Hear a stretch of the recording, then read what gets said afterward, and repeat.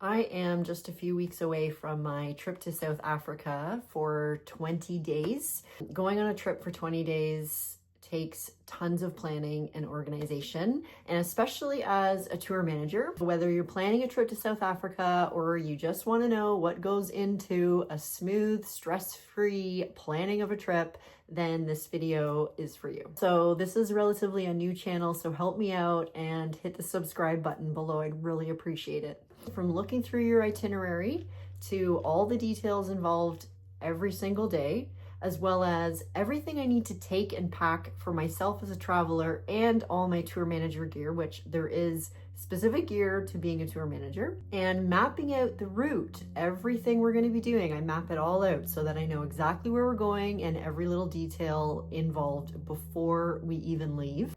Step one of my process before I even go anywhere is becoming really familiar with the itinerary.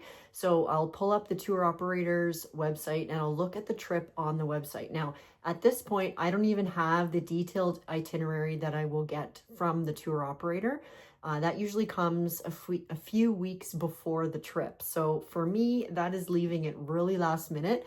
I love to get every detail down pat, know what I'm doing, and I make my own little agenda of the trip just from what's on the tour website. This gives me a really good idea of where we're going day by day, what all the little stops are, and all the logistics. What could go wrong, any issues that we could have, and as well, passengers always want to know, how long is it going to take us to get there? Where are we going today?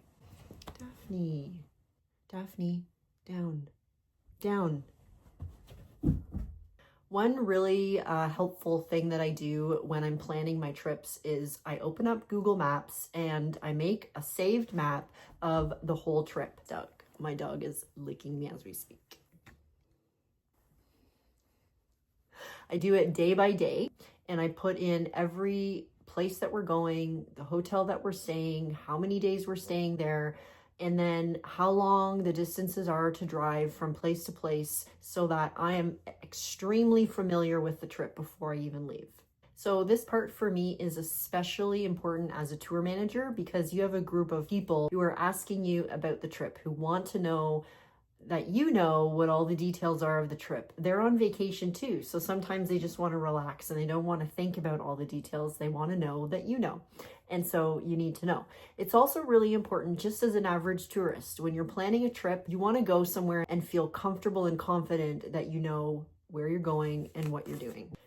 Okay, so to recap, the first thing that I have to do is study the itinerary on the tour operator's website to know it inside and out before I've even received the detailed itinerary from the tour operator, and make a Google map. So now we're on to the next thing I have to do when I'm preparing a trip, which is what to pack. It's kind of exciting, that part. I do admit sometimes I buy too much. When you're going to different countries, there's always different things that you need to bring to that particular country. So for this trip to South Africa, there's definitely a few different things that I need to bring that I don't need to think about for other countries. So in South Africa, I'm going to be going on safaris and staying in game reserve locations, lodges. So for that, you have to dress a certain way. Well, you don't have to, but it's advised that you wear certain colors like khaki, that you stay away from black because they attract bugs and flies, and white can be distracting for some animals. So I had to find some khaki stuff because I literally didn't have any. I'll show you some of the items that I purchased for my trip. So these are a few of the shirts. Got a nice brown one here. It's a khaki color. It's a light material, very airy. Typical blue jean shirt. And I got this really cool jacket that I absolutely love. I think I got this for maybe 10 bucks, 13 bucks at the thrift store. It's got all these pockets. It's a great color. And I think I would actually wear it just on a regular basis. The other thing I got that I'm super excited about, I got on Amazon, and it's these quick dry pants. They've got some pockets in them, front and back, but they've also got the zipper off part. So you can zipper, when you go in the morning on the safari, you can wear the pants and be warmer, and then when it starts to warm up, you can undo the zipper, and voila, shorts. And I had a super hard time finding these. I'd been to every store, I'd looked online at every store there. I didn't want to pay a lot of money, and I found these for less than 40 bucks on Amazon, whereas everywhere else they were like 100 and whatever if you go to some of those name brands. And they fit me absolutely perfectly, which is totally shocking because I never buy clothing on Amazon. I always assume it's not going to fit properly. So I'm very super excited about those. Okay, got this long sleeve sweater. So it's got some pockets, zipper, long sleeves, probably about 10 bucks at the thrift store. Got this really cute top. Love that color. And I got these. These are kind of big for me, but my daughter's going to take them in around the waist. So they're that quick dry material. So great shorts. Didn't really have many shorts. I'm not a huge shorts person. And then I got these as well. Other pair of shorts. All of that was like 5 bucks. I got some really great khaki colored t-shirts, and I particularly love this one. It's an old style, but I love it. It's back in. Really great tank top, and it's airy flowy, so that'll feel really comfortable. What else? I also got this like linen dress that's just kind of like a paper bag dress, just kind of to be airy. And all of that was at a thrift store. So I got all that super cheap, and because I didn't really have khaki colored clothing, actually. I don't know why, I just didn't really have anything. So I had to go out and buy stuff and didn't want to spend like hundreds of dollars. So I got all of that for less than 70 bucks Canadian at my local really nice secondhand clothing store. Wanted you to notice that everything I'm taking on the bed here is split kind of down the middle here. So the stuff on the left, that's all stuff I bought at a secondhand store.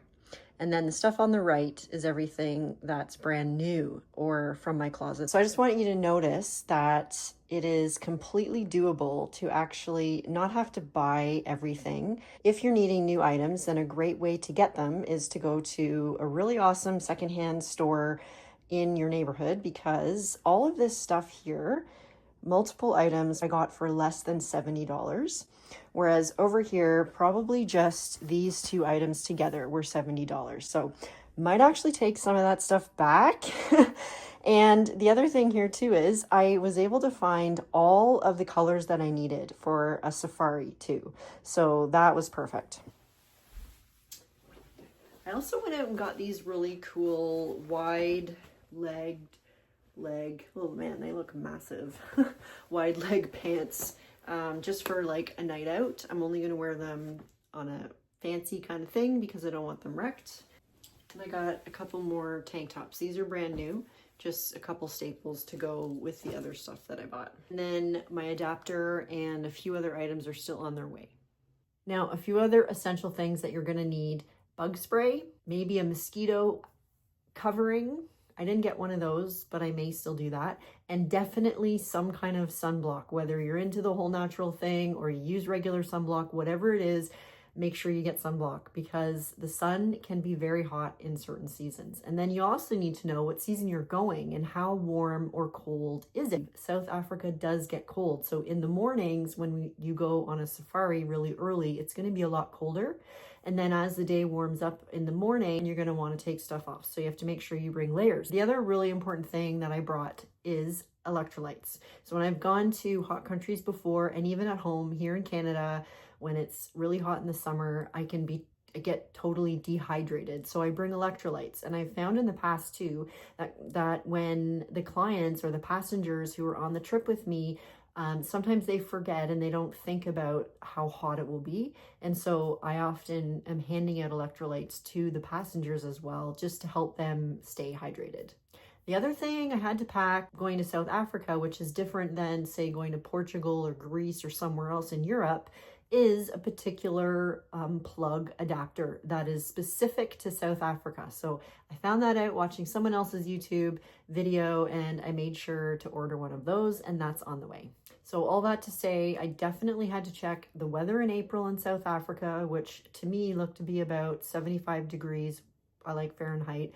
And it's not super hot, like up in the high 80s or 90s, but it's not super cold during the warmer parts of the day, but in the morning and then in the late evening, it will get colder. So I have to make sure that I have all the layers that I need. Sometimes I might need shorts and sometimes I might need a sweater.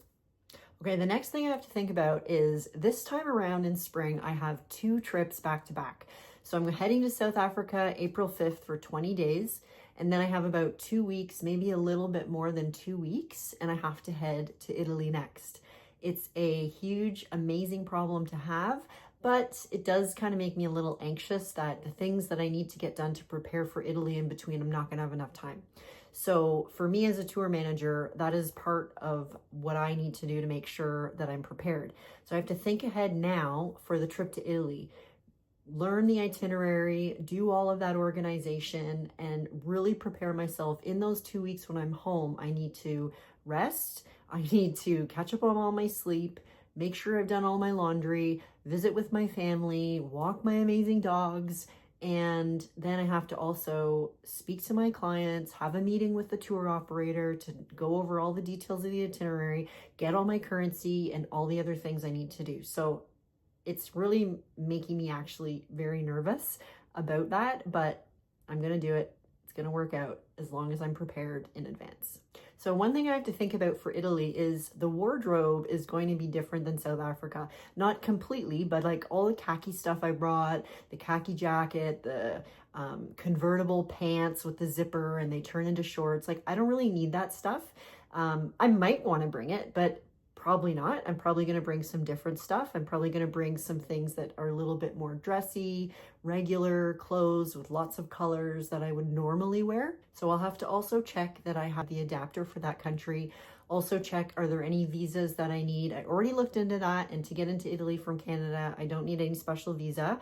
And also just making sure that all my documents are up to date. Now they already are for South Africa, so I know, and that's sort of killing the 2 trips, 2 birds with 1 stone.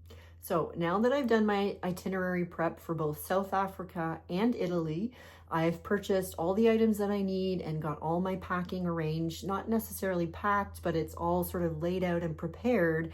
Now I need to start thinking about talking to my clients, having my pre-departure call with the tour operator, going through every fine detail, getting all my currency organized, and making sure that I am totally ready set with everything printed out that I need printed and all my documents saved in Google Drive or wherever I'm saving it on my phone and accessible so that when I go to the airport, everything just flows.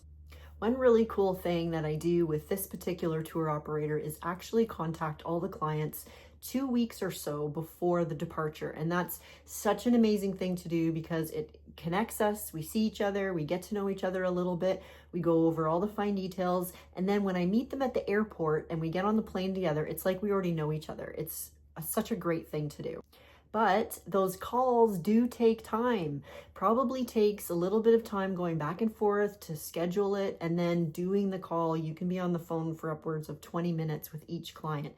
So this time doing the calls, I may try to keep them as short and concise as possible. This is my 2nd time doing the calls with this particular company, so I know what's expected and what's involved. So the other really important thing, obviously leading up to the trip, is checking the flights, making sure that I have my printed ticket out or it's in my wallet on my phone, making sure that I have a really clear understanding of where each client is coming into the airport from or where they're meeting us. Are they meeting us at check-in? Are they meeting us at the gate because they had a connecting flight? Are they meeting us in the country maybe because they're coming from somewhere else? All these details I need to be aware of and really clear on. Getting currency early enough is also really important because as a tour manager, you are getting a chunk of money.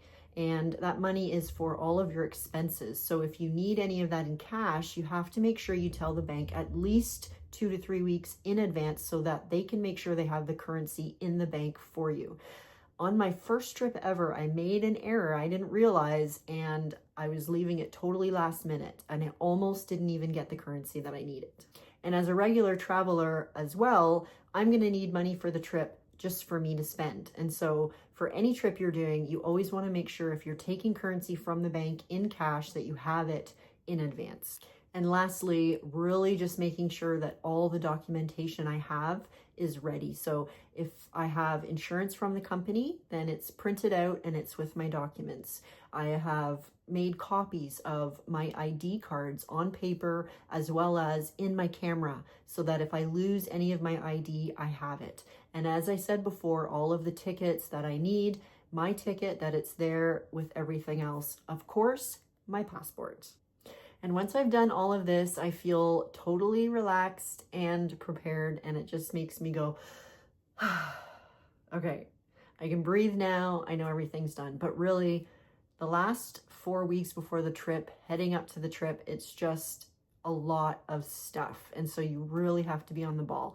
And that's like with any trip. You want to make sure that you're prepared and organized, because when you're in another country, it is just not good to not have something you really need. I'd love to hear from you. Have you ever been to South Africa? What are some of the most important things that you needed on the trip? What are some things you maybe forgot? I'd love to hear about it in the comments below. See you in the next video. Happy travels.